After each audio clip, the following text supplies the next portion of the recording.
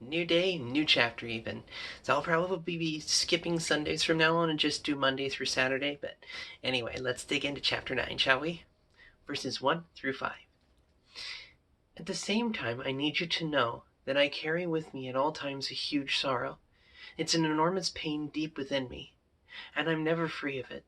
I'm not exaggerating. Christ and the Holy Spirit are my witnesses. It's the Israelites. If there were any way I could be cursed by the Messiah so that they could be blessed by him, I'd do it in a minute. They're my family. I grew up with them. They had everything going for them. Family, glory, covenants, revelation, worship, promises, to say nothing of being the race that provided the Messiah, produced the Messiah, the Christ, who is God over everything, always. Oh, yes. And when I read this, I think back to Philippians. Because if my history is taken around in there fairly well, this letter to the Romans was written before his letter to the Philippians. And when he's in the Roman prison writing to the Philippians, he keeps saying, "Rejoice, rejoice, rejoice." And so that knowing that when he's in the Roman prison and dealing with everything that is there, because he ends up twice. The first time, house arrest is able to kind of spread the word. Second time, put to death. At least that's what it seems like from the text anyway.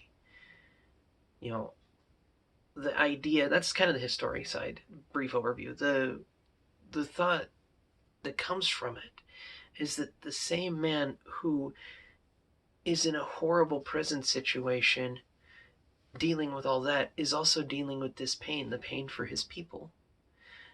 And so it's like he's carrying this sorrow of not only his people, what he deals with, that he's carrying these sorrow moments in his life, but he also speaks to rejoice, of great joy, to hold to these things. And it's beautiful to me that not only do we see Paul's heart beating for his people, beating for others, we get to see the love that's in him for those who are lost. We get to see that even he, proud example of, Christendom, moving from one side of the understanding of Jesus to knowing him, to see that he's able to hold both sorrow and joy gives me hope and makes me want to speak on hope.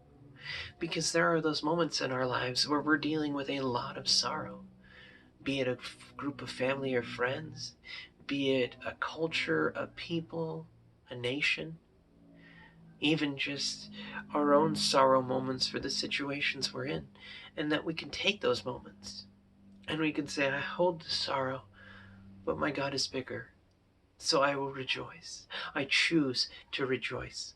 I choose to say, I know my God is greater. He can hear the pain I'm dealing with, and so I will rejoice. That he doesn't have to, and we don't have to, sink into Death Valley and stay there.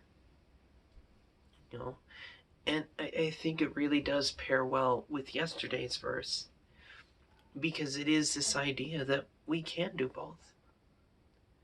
Because it's God's joy, the joy of the Lord, that gives us strength. And I will continue to pray and hope that we find peace in that, especially in unrest, be it external or internal turmoil, that we can find rest in knowing that he is God, that he makes prayers out of our sighs and utterances. Well, here is to Monday for digging into verses 6 and 9. I really want to start to share more, but I feel like we kind of go into Matthew and it might befuddle the point of the verse. I'm going to put up the block section so you can read it in context for what it'll let me.